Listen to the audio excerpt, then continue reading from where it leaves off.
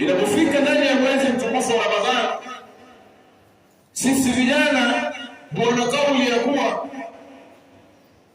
tarawih, ibadati, hata katika safu ya mbele utaona sana waliojazana ni wazee. Ibra kubwa niliyoipata ni kuwa wazee hawa hawana mazingatio kuwa mwaka ujao mimi mtaipata Ramadhani nyingine. Lakini sisi vijana tuna uhakika kwa sababu ya siha na nguvu tulizokuwa nazo. Tuna uhakika wa kuwa Ramadhani ijayo mimi bado nitakuwa. Lakini angalia katika misikiti, sio hapa kwetu. Nenda pale kwa Maima, nenda Viembeni, nenda misikiti yote. Utapata safu mbili za kwanza kuna wazee. Ni kwa sababu wazee wanajua umuhimu wa Ramadhani. Wanajua hii ni golden chance. Sina opportunity nyingine mimi isipokuwa ya hii. Kwa sababu akiangalia tayari ashafikisha miaka 70, ashafikisha miaka 50, ashafikisha miaka 60. Lakini kijana mwenye nguvu na siha yake bado na miaka 25 anajua wakati wa kuswali tarawih taswali mwaka ujao.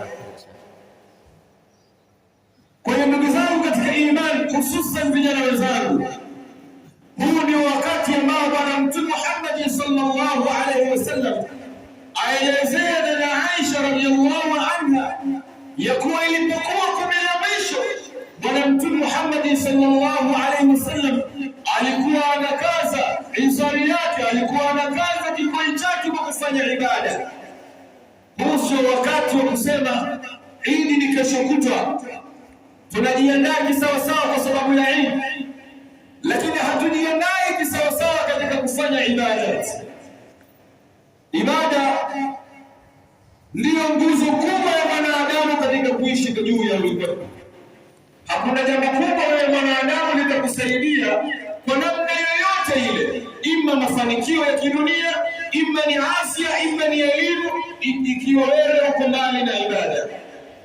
Mwenyezi Mungu Subhanahu wa Ta'ala ashaeleza haya akisema, waman arada an dhikrihi, yule ambaye atakaa mbali na utaji wangu, yeye Allah asema, waman arada an dhikrihi fa inna lahu ma'ishatan dhanka, tutamjalia huyo ambaye amekaa mbali na utaji wa Mungu maisha ya dhiki. Wa nahshuru yawma al-qiyamati a'ma, na siku ya kiyama huyo mtu sisi tutamfufua hali ya kuwa yeye ni kipofu.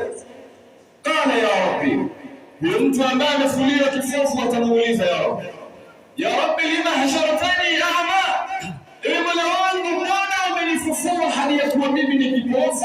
Wakad kunta basira, hali ya kuwa katika ulimwengu ilikuwa mimi naona. Ya Rabbi, Mwenyezi Mungu atamuuliza, atatika aya, hazikuja haya zetu sisi?